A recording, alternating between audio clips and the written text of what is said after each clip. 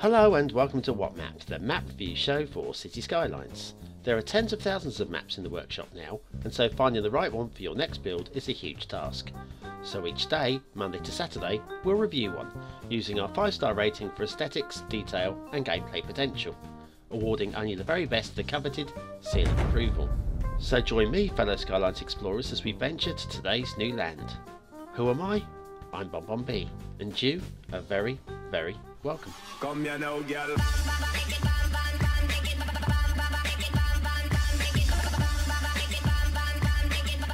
Hello and welcome to What Map, your one-stop shop for everything workshop, and yes, I'm still using that tagline, and I like it. I think it really suits, and I'm probably going to use it in my other media somewhere. Watch out, coming to a space near you soon. Anyway, speaking of marketing, let's market today's show. We're going to start off by having a look at this map, and then midway through that we're going to have a look at this tall building, yep. And we're going to finish by having a look at this theme with 4 different LUTs. It's a bit snowy, today's theme. It's good. Anyways, let's crack on with today's map. It's Northern Waterfalls Vale by 33 Shins 33, and that's quite a catchy name. Anyway, Northern Waterfalls Vale, look at that as a map. Look at the terraforming. It's definitely a high point of the map, the actual terraforming. That's what's going to sell the map to you. There's your start square. Resources? Yeah, okay. Yeah, okay. Fine. Right, what are you going to need? Quite a little bit. Not huge amounts, but quite a little bit.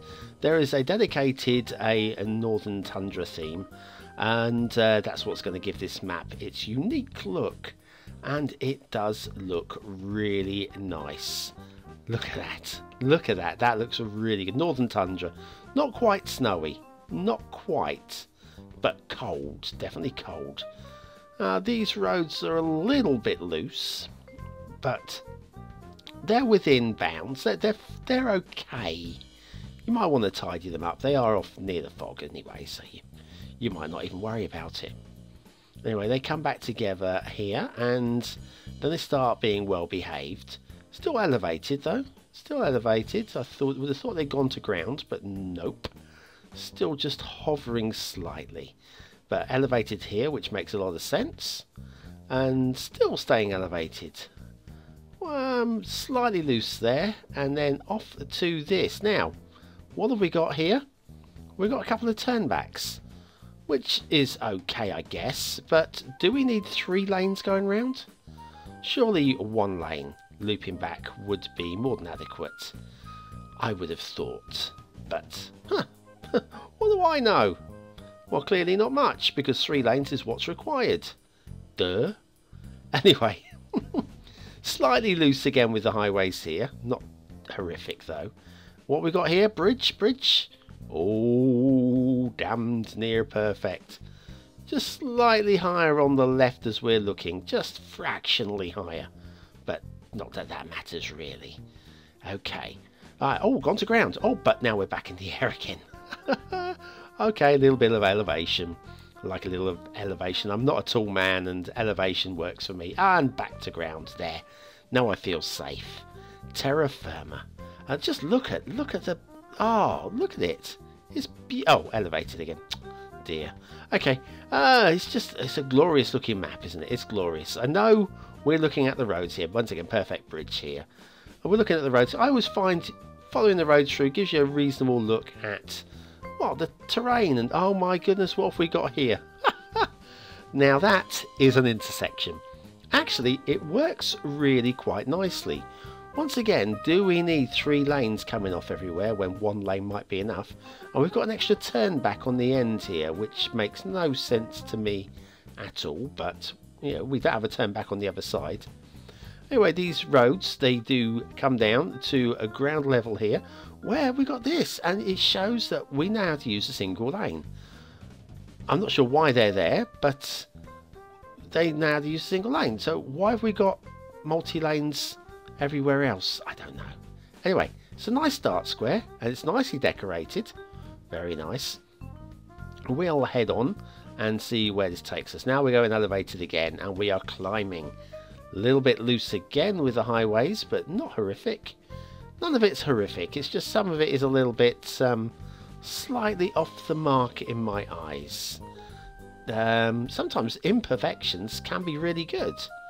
But here, this, I'm not sold on, okay? I don't mind it being elevated there, but why suspension bridge there? I don't know. No, that's not for me, I'm afraid. Anyway, we then go back down to terra firma as we go off into the fog. And now, the rail. Now we've got some overhanging trees along the way. Not too many. They are in the live wires, though. And that I have a minor problem with. It's just a minor issue. Nothing major, like again here, hanging in there. It's fine, we can deal with it. Little steep there going into this elevated section, but not too bad. And then nice and back down to ground and through the forest. Lovely choice of trees. Again, bare trees and snow-covered trees and non-snow-covered trees, and just a nice mixture. Once again, a little bit steep there, not too bad. Within the bounds of acceptability within the game, even if not 100% realistic. And then again, elevated, and staying elevated as we go to this. Now, this is a little awkward if I'm honest with you. I think there was probably a better route around here. The bridge at the end though is rather nice. And then we hit this. Now the rail goes off in 3 different directions. We're not going to go follow all of them today, I wouldn't have thought. But look at this. Look at this. We've got like stations placed down here. Dead ends. Do you know what? I think we will go and follow that line again. Elevated while the stations are on the ground level on either side. Yeah, we will. We will follow it on. What the heck? Where's this go? This splits. We've got a single line on the right and double line on the left. And both are fine, but why? Why have we split? It makes no sense to me at all. I don't get it. Why? No, me neither. It's not even the passing point. And then you've got a dead end there, but where's that going to go? No, can't do anything with that. Makes no sense. But what does make sense is taking an asset review and going with Honker because, well, Honker. They're making some really good classic American buildings, and this one, based on real life again, is the Carbide and Carbon Building, as emblazoned across the front in giant letters as well. This is nice. This is very period and really dark and striking. Not super tall, so it's not going to necessarily dominate your skyline. But it is going to fit with that. If you've got like a 1930s, 1940s style skyline area, this will fit beautifully. And once again, Honker, they know their stuff. They know what they're trying to achieve. They know that skyline, that American skyline they're after. And I approve. Just look at this. Gorgeous. Carbide and Carbon Building by Honker. Today's asset of the day. And yes, I'll use it. Right, where are we now? Northern Waterfalls Vale by 33 Shin 33. Shipping goes a little close to the coast, but not too bad. It's not going to be any crashing there. This route goes off into the fog, and if we go that way, we're heading into the bay, where you've got to loop around and loop back. And it's just about tolerable, I would suggest. It's a bit tight, but it's okay. This route follows the bay and heads off out. Water flow. We look at water flow. This is your best location. This is by your start square, and look at the water flow. It takes it right out of the map, straight out of the map. So sewage outlets, definitely you're looking to stick on that area there. Everywhere else, it's okay. It's okay, but that's where you want it. That's where you want your outflow. We've got lots of lakes where there's, well, it's just decorative. You won't want to put sewage outflows in these, I tell you. And we've got this little castle. Nice little wall around the outside. Actually, I will give that one. I don't think it's particularly realistic, but I think in the setting, I think I will go with that. Definitely. And we say we've got some nice decorative lakes dotted around. And what have we got over here? What have we got over here? Just build planes. Build planes are not too huge. Oh, we got this. This once again fantasy style map a little bit. I can accept this waterfall, even though it makes no sense at all. In the circumstances, I think we can let that one go. Yeah. Build planes, this is your start square, and like I say, some nice build area down here as well. Not huge amounts, you're not talking mega city here, but we are talking something a little bit complex. Not an easy map.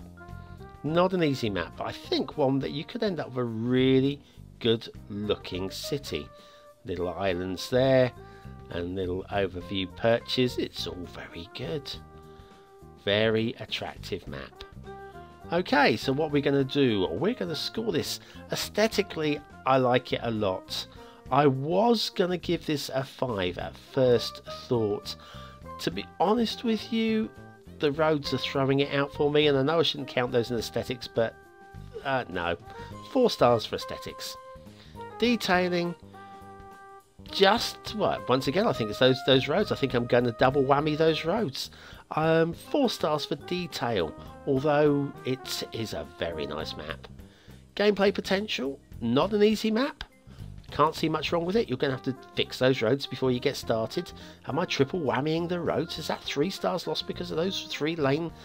I don't know, I don't get it. Anyway, 4 stars for gameplay. And that, Northern Waterfalls Vale, 33 Shin 33, is getting my BonBonB seal of approval. How about that? Well done, you. Right.